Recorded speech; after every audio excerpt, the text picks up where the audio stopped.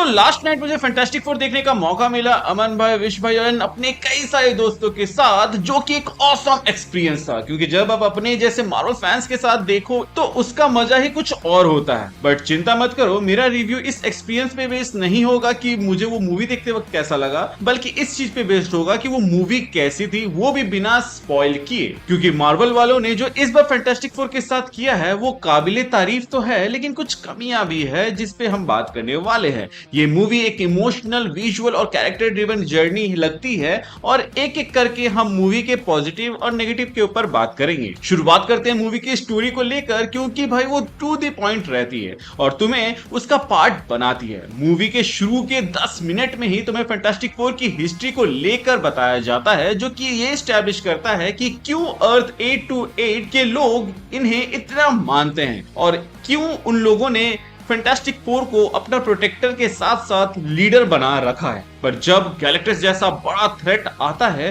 तो वो अर्थ को उनसे कैसे बचाता है, यही इस फैंटास्टिक फोर फर्स्ट स्टेप की कहानी है। सुनने में तो काफी सिंपल लग रहा होता, लेकिन काश ऐसा होता, क्योंकि इस प्लॉट में जो बैलेंस रोल सबको दिया गया है वो आपको कभी भी नहीं लगेगा कि कोई एक मेंबर कमजोर पड़ गया। उल्टा ऐसा लगेगा कि आप किसी एक कैरेक्टर या बाकी कैरेक्टर का और रोल देखना चाहो ताकि आपको और भी मजा आए। पेड्रो पास्कल एज रीड एक थॉटफुल और इमोशनली कॉम्प्लेक्स जीनियस लगता है जो फैक्ट्स पर बात करता है। वही सू स्टॉर्म, जिनको वेनेसा कर्बी ने प्ले किया है, वो सिर्फ एक साइंटिस्ट नहीं बल्कि एक टीम की बैकबोन और एक लीडर की तरह उभर के आती है, जो ऐसे ऐसे समय में टीम को लीड करती है जब पूरी दुनिया उनके अगेंस्ट खड़ी होती है। जॉनी स्टॉर्म की बात करें, जिसको जोसेफ क्वीन ने प्ले किया है, वो full on energy plus charm लगता है, जिसको पहली बार लड़कियां पटाने छोड़कर कुछ एक्चुअल काम दिया गया है other than doing flame on. वहीं अगर हम बात करें बेन ग्रीन की, जिसको इबॉन ने प्ले किया है, उनका कैरेक्टर काफी इमोशनल डेप्थ के साथ आता है जो दिल को छू जाता है, क्योंकि वो हर क्रूशियल मोमेंट में अपना योगदान देते हैं। पत्थर का रूप देखकर हमें लगता है कि वो हल्क जैसा स्मैश करते रहेगा, पर इस मूवी में उस पत्थर के अंदर छिपे उस बंदे को भी काफी अच्छे से दिखाया गया है और यही सब इस मूवी का कोर है जो इसको इतना अच्छा बनाता है। ये फिल्म विजुअली एमसीयू से बिल्कुल अलग फील होती है, जहां 1960s की रेट्रो का लुक, मैड मैक्स और इंटरस्टेलर का मिक्सअप दिखता है जो कि स्पेस में हो रहा होता है, और एक टाइमलेस चार्म तुम्हें इमीडिएटली एक नए वर्ल्ड में ले जाता है, क्योंकि माइकल गियाचिनो का जो बैकग्राउंड स्कोर रहता है वो उन मोमेंट्स को एलिवेट कर देता है। प्रोडक्शन डिजाइन से लेकर कॉस्ट्यूम तक सब कुछ एक पुराने जमाने का वाइब देता है, लेकिन फ्यूचरिस्टिक टेक देखकर ऐसा लगता है कि भाई हम इन दोनों के मिक्स पे आ चुके हैं, और यही चीज फैंटास्टिक फोर को फाइनली एमसीयू में यूनिक बनाता है। ना ये typical New York based super hero movie है और ना ही इसका टोन डार्क है। इसमें एक एलिगेंस है, एक ग्राउंडेड इमोशन है और सबसे बड़ी बात, फास्ट एंड फ्यूरियस वाली फील आती है, मतलब कि एक फैमिली का फील।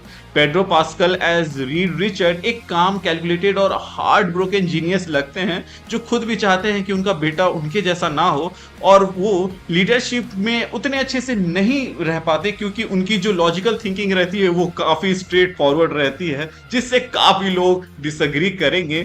वहीं वेनेसा कर्बी या सू स्टॉर्म तो एकदम सरप्राइज पैकेज निकलती है। उनका परफॉर्मेंस एक इमोशनल एंकर के साथ साथ एक सपोर्ट भी प्रोवाइड करता है, जिसके वजह से मूवी में हम उनसे काफी ज्यादा बॉन्ड कर पाते हैं। लेकिन एक पावरफुल जॉनी और बेन के बीच में जो रोमांस रहता है वो भी काफी नेचुरल फील होता है। जोसेफ क्वीन ने जॉनी के यूथफुल और एरोगेंस को परफेक्टली बैलेंस किया है, और ब्रेन ग्रीन का ट्रेजेडी एंगल तुम्हें हल्क की याद दिलाएगा। लेकिन यहाँ पर हमें ये देखने को मिलता है कि अगर हल्क ने भी बेन ग्रीन के जैसा इससे डील कर लिया होता तो उसकी लाइफ कितनी अच्छी हो सकती थी, या फिर ऐसा कह सकते हैं कि अगर फैमिली मिल जाए तो बुरी सी बुरी लाइफ भी अच्छी बन जाती है। अगर कुछ चीजें कमजोर पड़ी है तो वो है एक्शन की कमी और विलन। मैं एक्शन की कमी इसलिए कह रहा हूं क्योंकि अभी तक हम लोगों ने जितने भी मार्वल मूवीज देखी हैं उसमें एक्शन भर भर के रहा है, लेकिन पिछले कुछ मूवीज जिनसे हम कनेक्ट कर पा रहे हैं उसमें एक्शन थोड़ा लिमिटेड रहा है, और हम लोग एक्शन के लिए क्रेव करते हैं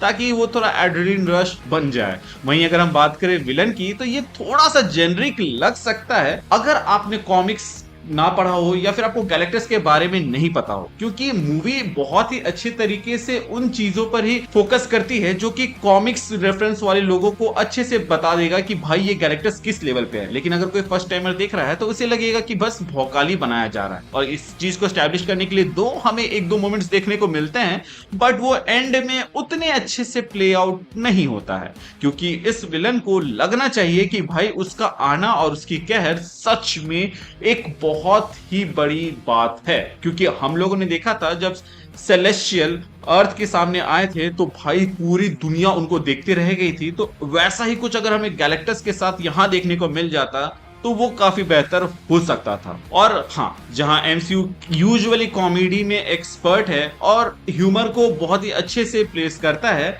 वो इस मूवी में लैकिंग थी। लेकिन ये इंटेंशनल हो सकता है, क्योंकि जो मूवी का टॉपिक था या फिर जो सीन बन रहा था वो काफी मैच्योर था। बट अगर कुछ लोगों को लाइटनेस चाहिए, जैसा कि हम लोगों ने गार्डियंस ऑफ द गैलेक्सी या एंटमैन में देखा है, तो वो आपको थोड़ा सा यहाँ मिस होते हुए दिख सकता है। मुझे जो सबसे अच्छी बात लगी फैंटास्टिक फोर मूवी की, कि इसको as a fantastic four movie ही पेश किया गया, ना कि एवेंजर्स डूम के प्रिपरेशन के लिए बनाया गया। क्योंकि हम लोगों ने ऑलरेडी देखा हुआ है कि क्वांटममेनिया जो कि एंटमैन एंड वास्प की कहानी थी, उसमें कैंग के ऊपर इतने ज्यादा फोकस कर दिया गया कि बाकी सारे कैरेक्टर्स उसमें मजाक बन के रह गए थे। और जो कैंग का कैरेक्टर था उसको हराने के लिए भी हमारे लीड कैरेक्टर्स एंटमैन या वास्प में से कोई नहीं आता है, बल्कि चींटियां आके उसको हरा के जाती है और या फिर कहे कमजोर कर देती है, ताकि एंटमैन फाइनल ब्लो दे सके। दो वो लोग ऑन पेपर जस्टिफाई करते हैं उस चीज को, लेकिन विजुअली वो उतना कन्वर्ट नहीं होता है, ना ही हम उससे रेजोनेट कर पाते हैं। वहीं अगर हम बात करें फैंटास्टिक फोर की, तो इन लोगों ने मूवी को फैंटास्टिक फोर तक ही लिमिट रख के सबसे अच्छा काम किया है। भले ही ये मार्वल की बाकी मूवी से डिस्कनेक्टेड लगेगी, लेकिन ये आपसे काफी ज्यादा कनेक्ट करेगी अगर फैमिली पर्सन है या फिर थोड़ा सा भी इमोशन कैरी करते हैं। फैंटास्टिक फोर फर्स्ट स्टेप एक प्रॉमिसिंग बिगनिंग लगती है और ये फिल्म कैरेक्टर रिलेशनशिप्स को सेंटर में रखती है। विजुअल स्टाइल भी बोल्ड है और एमसीयू का टिपिकल फॉर्मूला से अलग चलती है। एक चीज जिसको इन लोगों ने विजुअली काफी अच्छे से दिखाया है, वो मैं कहूंगा गैलेक्टस को, जिसको देख के लगता है भाई कि हाँ कोई बंदा सामने है जिसके सामने तुम्हारी कोई औकात नहीं। अगर तुम एक ऐसी सुपर हीरो फिल्म को देखना चाहते हो जो स्पेक्टेकल से ज्यादा सब्सटेंस पे फोकस करती है, जिसमें स्टाइल के साथ सोल हो, तो ये मूवी तुम्हें जरूर देखनी चाहिए। इस फिल्म को एज अ इंडिविजुअल सोच के देखने जाना, ना कि ऐसे कि भाई ये एवेंजर्स डूम्सडे के लिए देखने जा रहा हूं, वरना तुम डिसअपॉइंट हो सकते हो। इस मूवी के दो पोस्ट क्रेडिट हैं, जिनमें से एक बहुत ही ज्यादा इंपॉर्टेंट है और एक बहुत बहुत ज्यादा इंपॉर्टेंट है। अब कौन सा वाला कितना इंपॉर्टेंट है ये तो आप देखकर मुझे कमेंट में बताना, क्योंकि मैं जा रहा हूं इस मूवी का एंडिंग एक्सप्लेन बनाने के लिए। इसके अलावा अगर आप चैनल पे नए हैं तो चैनल को सब्सक्राइब कर दीजिएगा। हम सुपर हीरो से जुड़े वीडियोस लाते रहते हैं जो आपको एंटरटेनिंग लगे। मिलते हैं एक नए वीडियो में, तब तक के लिए बाय बाय।